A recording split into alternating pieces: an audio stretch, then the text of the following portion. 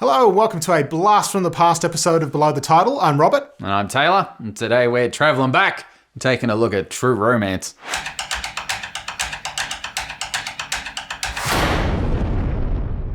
True Romance was directed by Tony Scott and came out in 1993. It stars Christian Slater as Clarence and Patricia Arquette as Alabama, who are a young couple who fall madly in love and get married and take off on a cross-country trip that involves crime bosses and guns and all sorts of shenanigans. Well, Alabama, she's a call girl, and she gets hired by Christian Slater's boss, hires her because he's a loser, basically. You're not mad? You know, I knew something must be rotten in Denmark. There was no way you could like me that much. I mean, I can't tell you how relieved I was when you took off your dress. You didn't have a dick. When they fall madly in love overnight. Yep, it's a pretty quick decision. Pretty quick. They get married. I know they get married and they get tats straight off the bat. Yes. Not that they're. I love that they're seen. They're not that they're trashy, but they're getting tattoos, and that's when she brings up her pimp, Drexel. Who and what is a Drexel? So, needless to say, Christian goes to the pimp. Drexel beats him up, and then Clarence's answer to that is to shoot him. You piece of shit! Oh, we should also mention that the whole reason he goes to murder Drexel is because the ghost of Elvis tells him to. Right, kill him. Shoot him in the face. Put him down like a dog. I can't believe what you're telling me. So everyone is chaos, and all the other girls there are trying to grab the suitcase of clothes, and he ends up running out the door with the wrong suitcase. And instead comes back with a suitcase full of cocaine. These aren't my clothes. Which belongs to the Sicilian Mafia. They snatched my narcotics, hightailed it out of there. Would have got away with it, but your son, fuckhead that he is, left his driver's license in a dead guy's hand. This thing has one hell of a cast. The cast is insane. Christian Slater, Patricia Arquette, Dennis Hopper, Brad Pitt, Christopher Walken, Bronson Pinchot, Gary Oldman, Samuel L. Jackson, Michael Rappaport, James Gandolfini, Chris Penn, Tom Sizemore, and Val Kilmer. That's a massive list of big names there. Christian Slater and Patricia Arquette have awesome chemistry. Yeah. Like, they're a really great pairing. It's one of those things where even though they had lots of other people who could have done it, and it probably would have worked, but once you see that person in a certain role, you can't imagine it. Or especially the scene with her and Gandolfini in the hotel room. Alabama, where's our Coke? We don't have any Coke, but there's a Pepsi machine down the hall. Yes. Yeah. That scene, that's another iconic scene for me in this movie, is the bit where she fights back. Yeah, that's probably the most brutal scene in it. It's full on. Patricia Arquette has that cute, bubbly side, but at the same time, bit of a psycho.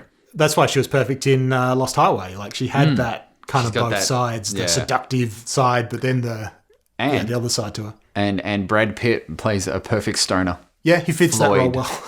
He's perfect as Floyd. You guys want to smoke a bowl or? Oh. Brad Pitt had done Thelma and Louise by this point, but he still wasn't really a big actor. Gary Oldman hadn't really broken into America. Samuel L. Jackson would show up in Pulp Fiction the next year. A lot of them are at that sort of stage of except Dennis Hopper, obviously, Christopher Walken, they've been around for a long time. James Gandolfini even managed to get his stupid Tony Soprano face in there in at least a couple of shots. He's someone who always looked about 50 years old. Yeah. And he was early 30s, 32, 31, 32. He just looks like a slimmer version of a 50-year-old. At the start, when Christian Slater's in the bar, I can't remember her name, but there's that actress who's... that woman. I was going to say, when we're doing the cast part. roll, and it's got that woman that showed up in all those movies from 1993 to 1996 or so. Yeah, when he needed a sort of a drug daddy. She was in The Crow. She was in Bad Boys. Her. Yeah, that kind of druggy prostitute type character. White trash. This movie has a lot of 90s-isms in it right there. It's got, it's got our favourite smoking. There's tons of smoking in it.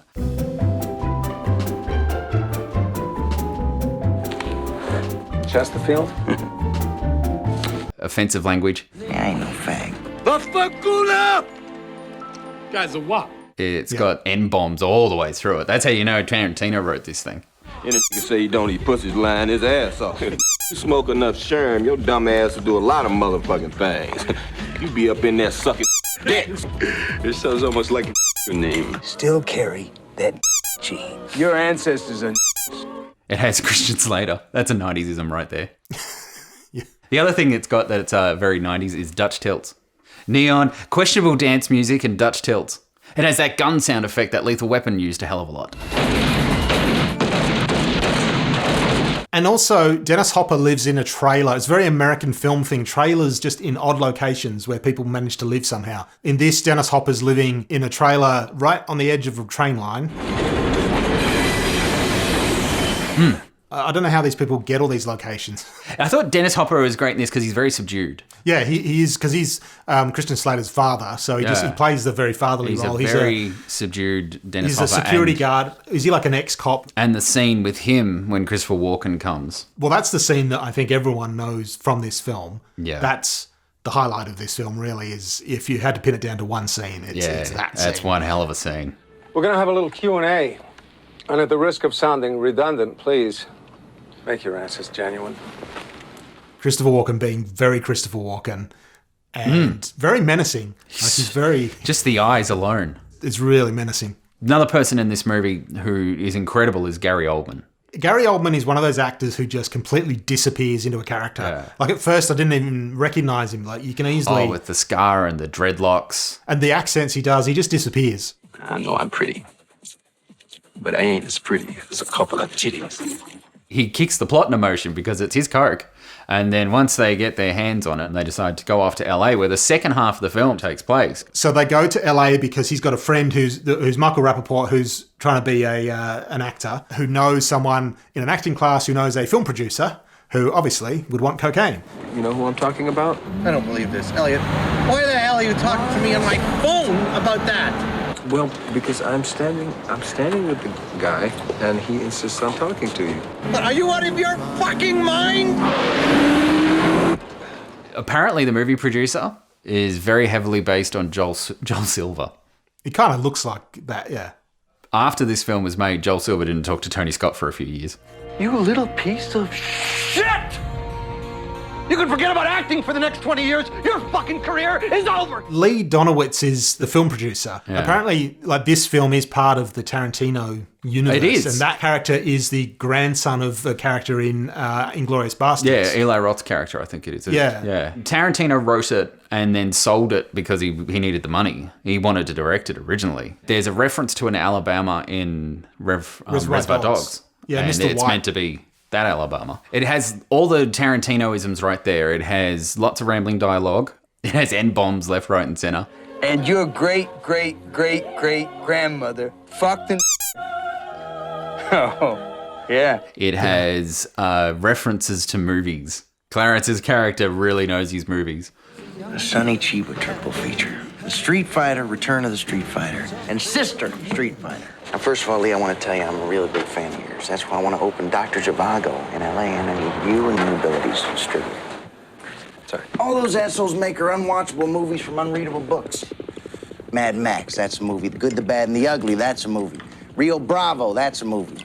And Coming Home in a Body Bag, that was a fucking movie. Like, it has all those isms in there. It's just directed by Tony Scott.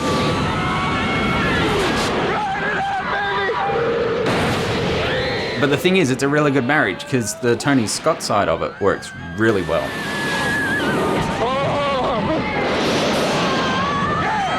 Tony Scott's up until about 2009 or so. I mean, his key films are Top Gun, Beverly Hills Cop 2, as far as I'm concerned. Days of Thunder's not a great film, but it's fun. It's silly, it's stupid and fun, but it's not good. We had a great time viewing that. I think one day we're going to have to do a blast from the past for Days of Thunder.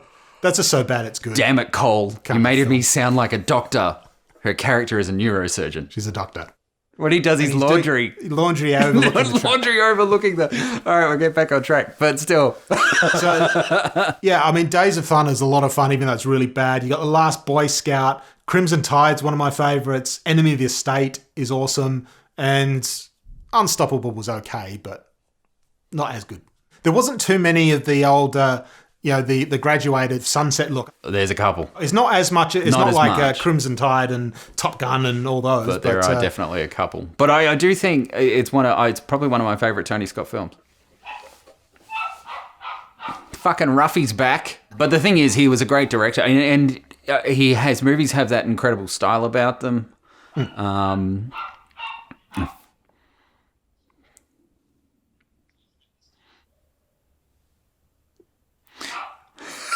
All right. I would say the other thing this thing has is Hans Zimmer score. You know, before he went on to score pretty much everything in Hollywood for a good decade or so. Yeah, well, it's not a big cinematic score. I mean, I can still do my part of that. You can still do your bit. I'll just sit here listening to that little fairy. So yeah, it's before Hans got into his sort of bigger cinematic orchestral type scores.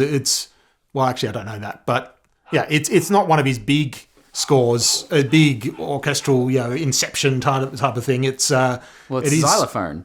Yeah, it's more subdued, but it fits that early '90s kind of feel to it. This movie was actually fucking dog. This movie was actually the very first R-rated film I saw in a cinema. I was only 16 at the time. I did the old, I was born in 1974, and they gave me the ticket, even though I was 16, and I went and saw this movie. And the soundtrack I bought not long after, and it was one of those 90s soundtracks that I just listened. And watching it again for this.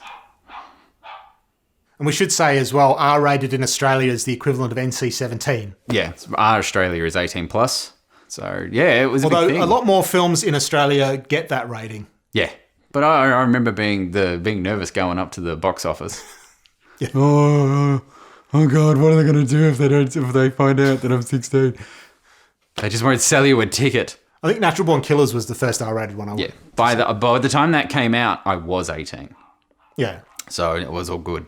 Because that was I could go and see that by then. So what I was going to say was like the soundtrack was one of those ones that I listened to, and watching it the other day to refresh, even though I've seen this movie so many times, I pulled the CD out and whacked it into iTunes, and I've listened to it twice since then. Well, that's another Tarantino thing there. Good, awesome soundtrack. Awesome soundtrack. Even though, it wasn't his film that he directed, but it's a thing that happens in a lot of Tarantino films are full of great music.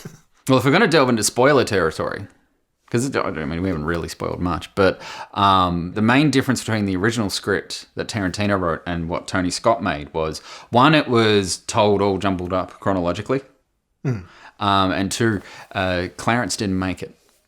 Right.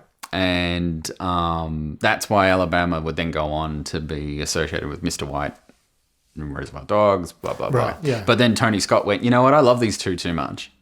Yeah. That I don't want to see that ending. Well, it's got the sort of the fake false ending where you think he's dead. Yeah. But then it's sort of more happy ending. I think on the DVD there's the ending where he just doesn't get up. Yeah. Yeah, because it could have just ended right there. Yeah, that's it. Then he if you look, they've really stretched that footage out a bit. Like the slow-mo, it's really choppy. It's like, let's get that beat. We're going to hold that beat a bit longer. So it's, quintessential 90s. Great Tony Scott. Yeah, everything about it. I thoroughly enjoyed watching it again the other day, as much as I did all those years ago. There'll always be a copy of True Romance in my collection.